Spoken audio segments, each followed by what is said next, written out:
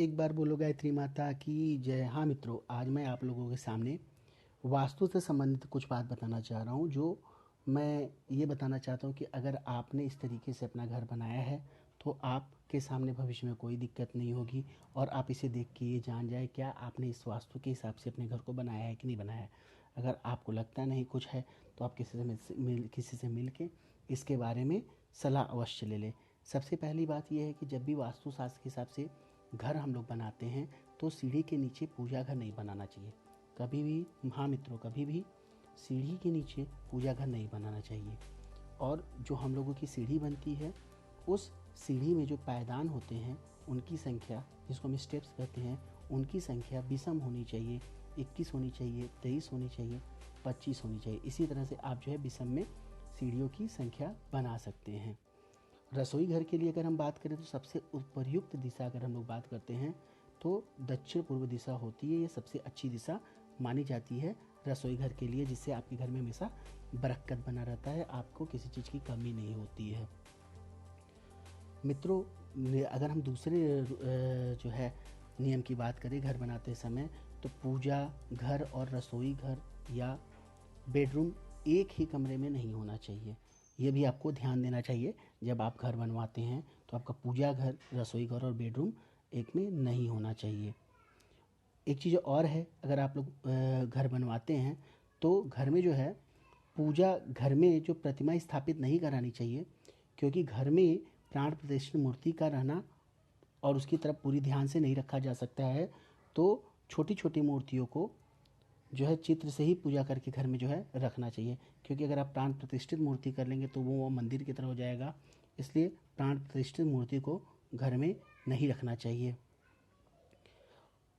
घर में फटे हुए चित्र या खंडित मूर्ति पूजा घर में तो बिल्कुल ही नहीं रखनी चाहिए, जिससे जो है बरकत नहीं होता है। घर की सीढ़ी सामने की ओर से नहीं होनी चाहिए और न ही सीढ़ी ऐसी जगह होनी चाहिए कि घर में घुसने वाले व्यक्ति को ये आसानी से नज़र नहीं आनी चाहिए। मतलब ऐसा हो कि घर में घुसने वाले व्यक्ति को आपका सीढ़ी पहले ना दिखाई पड़े। पूजा घर से सटा हुआ या पूजा घर से ऊपर या नीचे कभी भी शौचालय नहीं बनाना चाहिए। ये जो है एक बहुत ही गलत प्रभाव इसका पड़ता है। गेस्ट रूम हमेशा उत्तर पूर्व की ओर होना चाहिए। अगर उत्तर पूर्व में कमरा बनाना संभव नहीं होता है तो व्यक्तिगत रूप से यह सलाह दी जाती है कि उत्तर पश्चिम दिशा दूसरा सर्वश्रेष्ठ विकल्प है। मित्रों, घर में कभी भी जो है बंद घड़ी नहीं रखना चाहिए और घड़ी लगाने का भी एक उचित दिशा होता है। घड़ी लगाते समय हम लोगों के लिए जो सबसे शुभ दिशा होता है तो पूर्व दिशा में जो घड़ी लगाई जाती है उससे वातावरण शुभ रहता है और प्यार से भरा रहता है। पश्चिम में घड़ी लगाने से घर के सदस्यों को नए नए अवसर की प्राप्ति होती है और उत्तर दिशा में लगाई घड़ी जो घड़ी लगाई जाती है घर को पैसों के नुकसान से बचाती है। इसका मतलब ये हुआ कि आप पूरब में भी लगा सकते हैं, पश्चिम में भी लगा सकते हैं, उत्तर में भी लगा सकते हैं, और दक्षिण में कदापि ना लगाएं। पूजा घर में कभी भी कूड़ेदान नहीं रखने चाहिए। ऐसा करने से पूजा घर की सकारात्मक ऊर्जा कम हो जाती है। साथ ही पूजा घर के ऊपर, नीचे या सामने कभी भी बाथरूम या रसोई घर नहीं होना चाहिए। हम लोग मित्रों, जो हम लोग जो बेड यूज करते हैं उस बेड के नीचे कभी भी बिजली के उपकरण या अन्य सामान को नहीं रखना चाहिए। उससे बेड पर सोने वाले जितने भी व्यक्ति होते हैं उनके मन में आमतौर पे मनमुटाव होता रहता है। वास्तुशास्त्र की अगर हम बात करें तो वास्तुशास्त्र के हिसाब से तिजोरी को कभी खाली नहीं रखना चाहिए, जिससे दुर्भाग्य बढ़ता है और पैसे की कमी आती है। अगर किसी कारणवश आपके पास कैश ना हो, तिजोरी में जो है अगर जो है रुपए ना हो, तो आप चांदी का सिक्का जरूर रख दें। इससे लक्ष्मी माता की कृपा सदैव आपके ऊपर बनी रहती है। बेड के नीचे जूते चप्पल रखना भी वास्तु दोष माना जाता है। ऐसा करने से उस बेड पर सोने वालों का दुर्भाग्य बढ़ता है। तो कदापि बेड के नीचे जूता चप्पल ना रखें। घर में एक सप्ताह में कम से कम एक बार कर्पूर जलाना चाहिए। इसके धुएं से वास्तु दोष दूर हो जाता है। और अगर घर की स्थिति माहौल ठीक नहीं है तो सुबह शाम को जो है गूगल से जो है हर घर में कपूर जला के उसका धुआं जो है फैला देना चाहिए। इससे भी जो है निगेटिव जो नकारात्मक शक्तियाँ होती हैं वो कम हो जाती है, नकारात्मक ऊर्जा या शक्ति का प्रभाव कम हो जाता है और सकारात्मक ऊर्जा बढ़ जाती है। वास्तुशास्त्र के हिसाब से घर में एक कलश में शुद्ध जल भरकर उस पर अशोक या आम की पत्तियों को लाल धागे से बांध कर रखना चाहिए। कलश को इस तरह से रखने से स्वास्थ्य, समृद्धि एवं कल्याण में वृद्धि होती है। इससे घर में मंदिर में स्थापित करना शुभ होता है। मतलब इस तरह का काम आप अपने घर के मंदिर में कर सकते हैं। इसे समय समय पर बदलते भी रहना चाहिए। वास्तुशास्त्र के हिसाब से बेडरूम में सूर्य की किरणें जरूर आनी चाहिए। इससे जो है आपकी जो है सेहत जो है अच्छी रहती है। लेकिन कभी भी बेडरूम में पैर दरवाजे की तरफ करके नहीं सोना चाहिए आपको।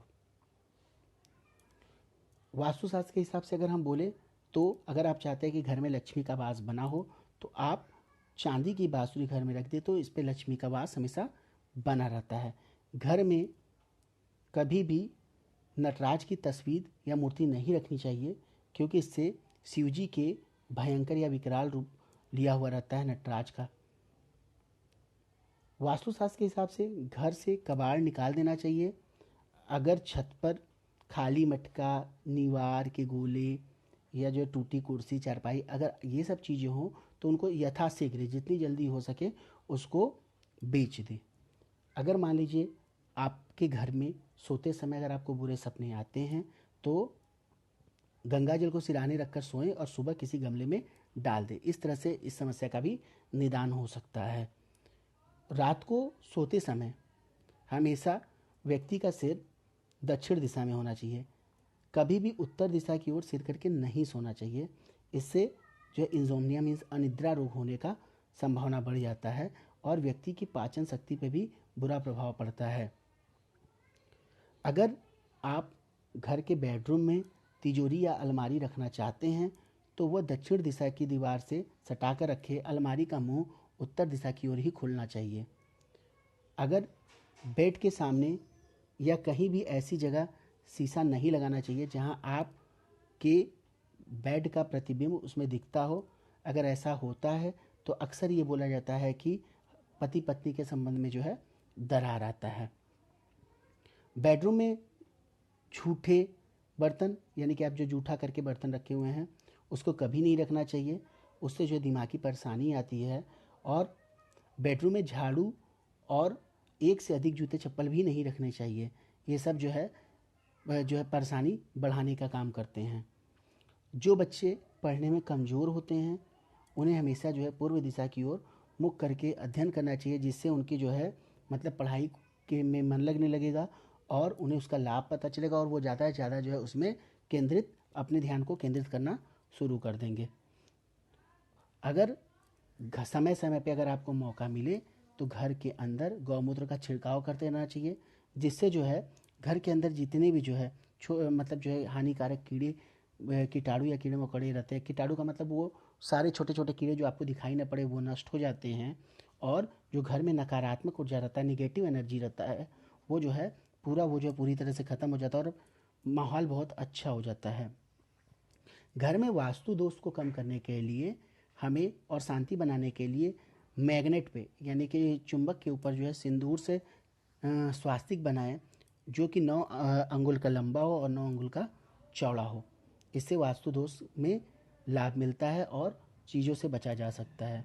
घर में हमेशा लक्ष्मी की कृपा बनी रहे, इसके लिए मित्रों आपको घर के अलमारी या तिजोरी में हमेशा हल्दी की गांठ रखनी चाहिए, जिससे जो है ये आपके ऊपर कृपा बनी रहेगी। वास्तु दोष को दूर करने के लिए अगर देखा जाए तो आमतौर पे किसी घर में वो समस्या होता है, नकारात्मक ऊर्जा रहती है, तो उसको जो वास्तु दोष को दूर करने के लिए एक कटोरे में साबुन में नमक भर दें और इसे बाथरूम में रख दें, जिससे सारी की सारी जो है नकारात्मक ऊर्जा जो है ख़त्म हो जाती है। अगर छत पे हम उल्टा मटका करके रखते हैं तो परेशानी आती है, और कभी भी घर में छत पे कहीं भी उल्टा मटका करके न रखें। घर में कभी भी बंद घड़ी नहीं रखनी चाहिए, इससे जो है भाग्य में अवरोध पड़ता है। अगर हस्बैंड वाइफ हैं और पति पत्नी में प्रेम की कमी है, वो एक दूसरे प्रेम नहीं करते हैं, तो बांसुरी बजाते समय भगवान कृष्ण और राधा के चित्र जिसमें पीछे मोर दिखाई देते हैं लगाएं। ये अत्यंत शुभ प्रतीत होता है। तो एक बार बोलो गायत्री माता की जय। मित्रों, मैंने अपनी तरफ से जो मुझे समझ में आया, जो भी मुझे जानकारी थी, मैंने बता दिया।